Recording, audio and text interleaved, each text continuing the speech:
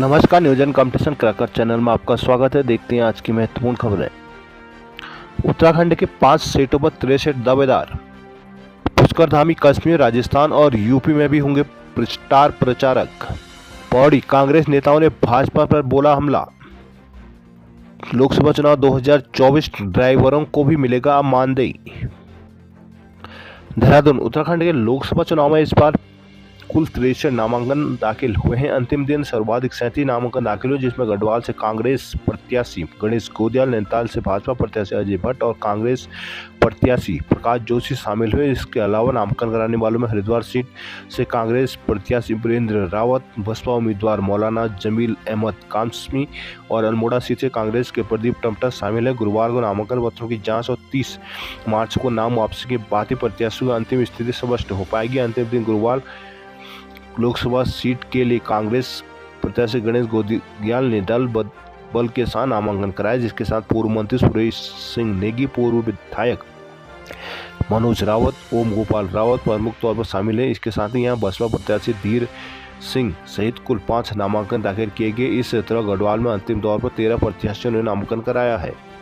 पौड़ी रामलीला मैदान में बुधवार को गढ़वाल सीट से कांग्रेस प्रत्याशी गणेश गोदियाल के समर्थन में जनसभा आयोजित की गई। जनसभा में कांग्रेस नेताओं ने जहां केंद्रीय मंत्री स्मृति ईरानी के साथ बीजेपी के लोकसभा प्रत्याशी पर सियासी हमला बोला, वहीं केंद्र की अग्निवीर योजना से लेकर बेरोजगारी और महंगाई पर भी सवाल उठाए हैं। कांग्रेस नेताओं ने लोगों से मत मांगते हुए 5 लाख से अधिक वोट से जीतने का दावा किया है। पूर्व मंत्री सुरेश सिंह नेगी ने कहा कि अग्निवीर योजना जब शुरू हुई तो भाजपा नेता योजना की सराहना करते दिख रहे थे। आज महंगाई, बेरोजगारी से लेकर अन्य मुद्दों को न संसद कोई विधायक सुनेगा। पूर्व मंत्री सूरवीर सिंह सहजवान ने कहा कि जनता चाहती है कि कांग्रेस जीते। वह स्वयं भी इस लोकसभा सीट की 3 विधानसभा सीटों नरेंद्रनगर, देवप्रयाग और रुद्रप्रयाग से विधायक रह चुके हैं। कार्यकर्ता इस जोश को वोट देने तक बनाए रखें ताकि पार्टी प्रत्याशी की जीत सुनिश्चित हो सके। जनसभा में प्रताप नगर विधायक विक्रम सिंह नेगी ने गांव-गांव कांग्रेस विचारधारा पहुंचाने पर जोर देते हुए कहा कि गणेश गोदियाल केवल पौड़ी लोकसभा ही नहीं बल्कि उत्तराखंड की आवाज है। निर्वाचन आयोग ने इस बार निर्वाचन कार्य में लगने वाले वाहनों को भी किराया बढ़ा दिया है। साथ ही चालक के लिए मानदेय की व्यवस्था की है। अपर मुख्य निर्वाचन अधिकारी विजय जोगदंडे ने सचिवालय में आयोजित पत्रकार वार्ता में बताया कि पहले छोटे वाहनों के लिए 750 रुपये, बड़े वाहनों के लिए 1800 रुपये किराया तय किया गया था, जिसे बढ़ाकर अब छोटे वाहनों के लिए 1430 और बड़े वाहनों के लिए 2840 रुपये तय कर दिया गया है। जबकि 30 सीटर से बड़े वाहनों के लिए 3800 रुपये प्रतिदिन के हिसाब से किराया तय किया गया है। ईंधन का शुल्क अलग से वहन किया जाएगा। वाहन चालकों को पहली बार खान पान के लिए 150 रुपये और 200 रुपये प्रतिदिन के हिसाब से मानदेय उपलब्ध कराया जाएगा।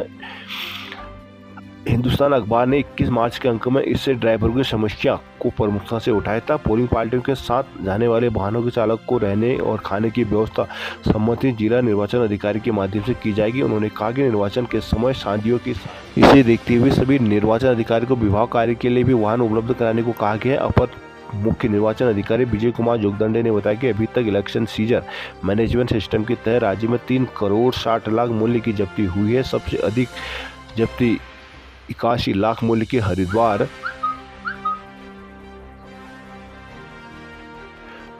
में 71 लाख मूल्य की उधम सिंह नगर में और 67 लाख मूल्य की जब्ती देहरादून से हुए। इसके अलावा एनडीपीए एक्ट के मामले में 1 करोड़ 1 लाख मूल्य की जब्ती हुई है। एक्साइज में भी 1 करोड़ से 3 लाख। डोईवाला कार दुर्घटना में मां बेटे समेत 3 की मौत।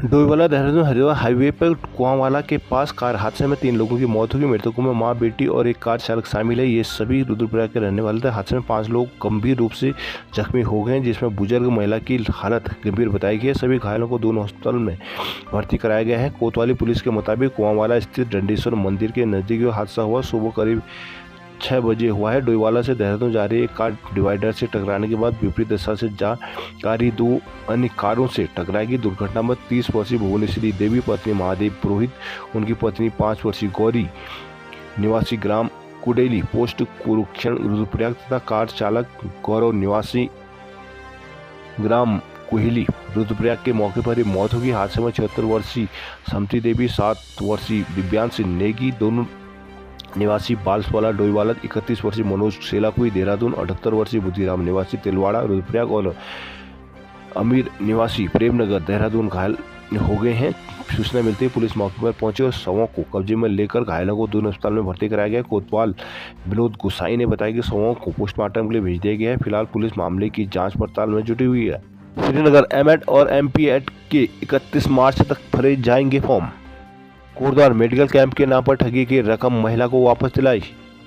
देहरादून सीमांत में तैनात पुलिस कर्मियों को मैदानी जिलों में मिलेंगे अब सरकारी आवास।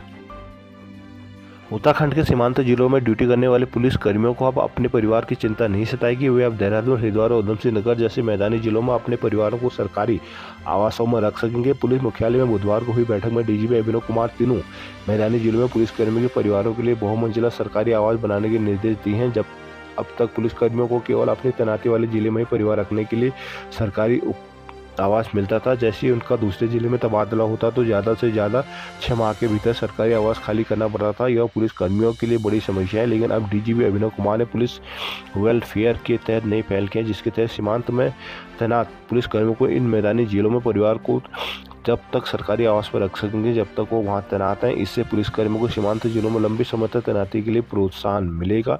डीजीपी ने राज्य के सीमांत क्षेत्रों में वाइब्रेंट विलेज योजना के तहत चौकियों के निर्माण के लिए निर्देश दिए हैं। उन्होंने हाई एल्टीट्यूड में तैनात पुलिसकर्मियों के लिए व्यवस्थाओं को बेहतर करने और मौसम के दृष्टिगत उन्हें आरामदायक वर्दी उपलब्ध कराने के निर्देश दिए हैं। उन्होंने आगामी वित्त वर्ष में नई तकनीकी खरीद के लिए वेंडर कॉन्क्लेव कराने की भी बात की है। बैठक में ADG Amit Sinha, AP Anshuman, IG police आधुनिकरण doctor Nilesh Anand Bharne, DIG Senthil Abudai, Krishna Raj S और बरिंदरजीत सिंह सहित कई अधिकारी मौजूद रहे।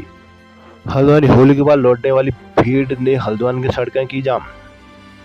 होली के त्योहार पर अन्य शहरों से घर आए नौकरी पेशा लोगों की वापसी का सिलसिला शुरू हो गया। वहां नैनीताल और अन्य पर्यटन स्थलों में पहुंचे पर्यटकों को भी बुधवार को बड़ी संख्या में वापसी शुरू हो गई, जिसके तहत हल्द्वानी की सड़कों में जाम के हालात बन गए। उधर मुख्यमंत्री की शहर में मौजूदगी के चलते पुलिस ने यातायात नियंत्रण की जो प्लानिंग की उसे वाहन रैंकते दिखाई दिए। बुधवार को होली की छुट्टी पर यूपी, दिल्ली, हरियाणा, पंजाब सहित कई राज्यों से आए लोगों को पर्यटकों में वापसी की शुरू हुई थी। मुख्यमंत्री पुष्कर सिंह धामी के बुधवार सुबह शहर में मौजूदगी से पुलिस अतिरिक्त सतर्कता बरत रही थी। वीआईपी काफिला गुजरने के दौरान यातायात को रोक दिया गया था। तिकोनिया, नैनीताल कोऑपरेटिव बैंक तिराहा, रोडवेज स्टेडियम चौराहा, अग्रसेन चौक, सिंधी चौक, रामपुर रोड, एसटीएस के सामने कई चौराहों पर पूरी तरह से जाम से जूझते रहे। एसटीएस के सामने सुबह 9 बजे से लेकर 11 बजे तक जाम लगा रहा। हल्द्वानी एमबीपीजी में 30 से शुरू होंगी कुमाऊं विश्वविद्यालय की परीक्षाएं। एमबीपीजी में 30 मार्च से शुरू होने वाली परीक्षाओं के लिए तैयारी शुरू हो गई है। परीक्षार्थियों के लिए ध्यान देने वाली बात यह है कि वो अपना प्रवेश पत्र ऑनलाइन डाउनलोड कर सकेंगे। कॉलेज में निर्वाचन संबंधी गतिविधियां संचालित होने के कारण परीक्षा के दिन परीक्षार्थियों को कॉलेज आईडी और प्रवेश पत्र की इनकी एंट्री पास होगा। एमबीपीजी कॉलेज में वार्षिक पद्धति बीए, बीएससी, बीकॉम प्रथम, द्वितीय, तृतीय वर्ष की मुख्य एवं पूर्व छात्रों की परीक्षा 30 मार्च से शुरू हो रही है। कॉलेज का एक हिस्सा जिला प्रशासन ने लोकसभा चुनाव के लिए अधिकृत किया हुआ है। कस्तूरबा भवन में सुरक्षा बलों के ठहरने की व्यवस्था की गई है, जिसके तहत कॉलेज प्रशासन की परीक्षा कराने में दिक्कत का सामना करना पड़ रहा है। हालांकि फिलहाल व्यवस्था दुरुस्त कर ली गई है।